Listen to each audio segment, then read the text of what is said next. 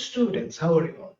So here we have the simulation of deviation of light through glass prism. As you can see, we have a glass prism over here and the light is quite set like this. So if I turn on this light, let me make this dark. Okay, so if the light passes like this, then we can see that this light is moving. This should be the real path of the light, but the light is actually moving a little bit downward. That means the light is getting deviated from its original path. This angle should be the deviation angle because we are watching the previous path. That means if no obstacles there, how the light goes, that is the previous path. And now we have the prism, and for that we are having this deviation. So this should be your deviation angle this time. All right. So that is the first part of deviation. Now coming to why the light is bending like this. Just think about the normal refraction. What we have seen over there.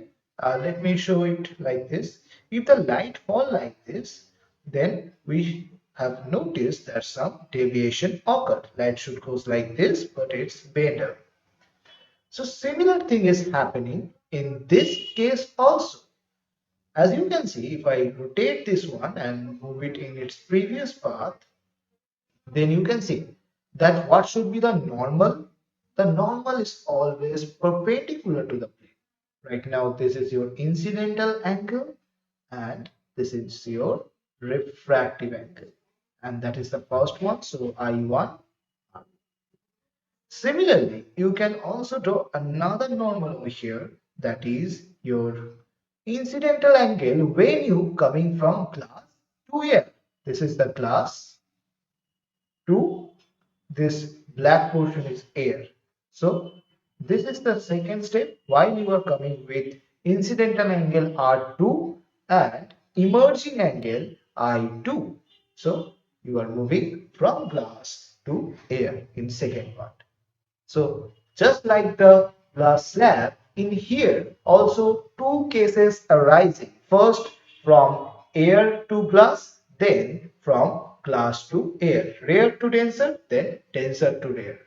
So this is how the deviation of light is occurring through the prism. And one more thing I will show you over here, that we all know that if the light, especially white light, passes from the prism, then we can see the spectrum of light. As you can see over here, we are getting totally the rainbow spectrum.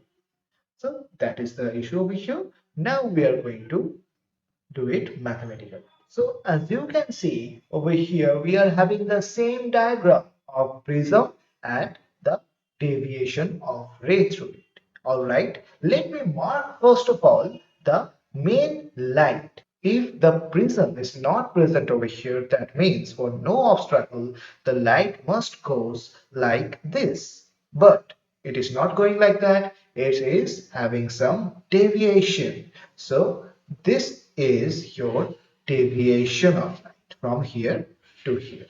Right now, we have the deviation. That's okay. But still we need to draw the I and R, which is the incidental angle I should make it I1, and this is the refractive angle R1. Similarly, first of all draw a normal. This should be your emerging angle I2. This is your incidental angle from glass to air R2. So we have all these ideas. Right. First of all, this is your first deviation when you are approaching from air to glass. And as you can see, I marked that deviation as delta 1. Now, second one, that is your second deviation, delta 2. But we need the total deviation from here to here. That is nothing but I'm marking as delta. Okay, so our picture is totally completed. Right now, we have to find the deviation angle. And how we can do that? Just remember that deviation angle delta I told you in our last video that whenever you are approaching from air to glass, then the deviation angle, that is in here first case delta 1, is should be incidental angle minus refractive angle. I proved that in our last video. If you still didn't watch that, just link is there, watch it. For the second part, that is deviation angle 2, when you are approaching from glass to air, then that time the emerging angle must be subtracted from the incidental angle. So in here, what is the emerging angle?